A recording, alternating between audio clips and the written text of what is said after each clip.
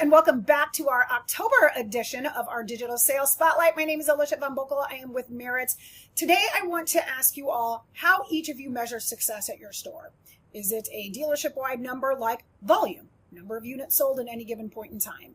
Is it a metric depending on your department, BDCs, sales, F&Is, whatever it is?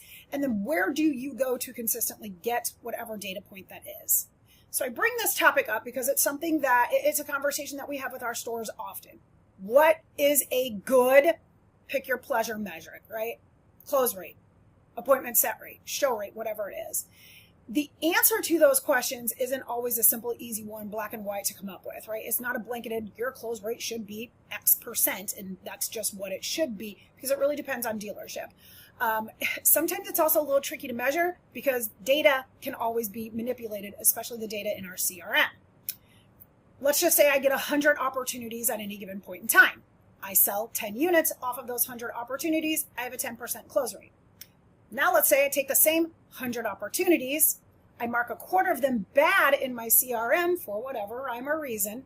I still sell 10 units, but my close rate just went up by 3%.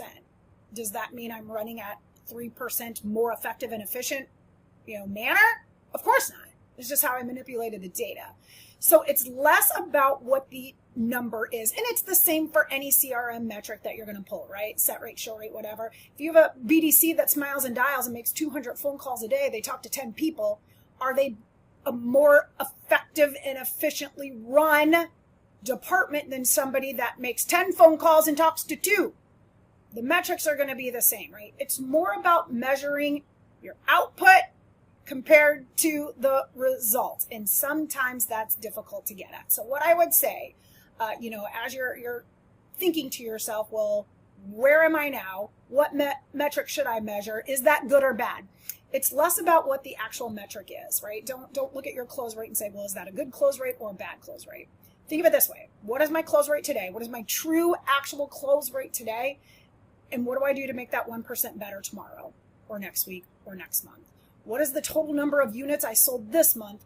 And how do I grow that by 5 next month? What do I need to do?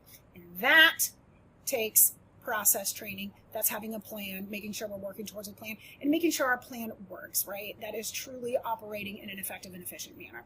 If you think you might need some help with that, or even want to have a simple conversation about the metrics that matter, please give us a call. Our performance managers are always ready to help identify the true areas of opportunities that will help you boost whatever metric it is that we are consistently measuring. Take a few minutes, read the article that's attached to this. It's all about measuring the metrics that matter. Please reach out if you think you need some help with this. Thank you so much for watching, and we'll talk again real soon. Bye now.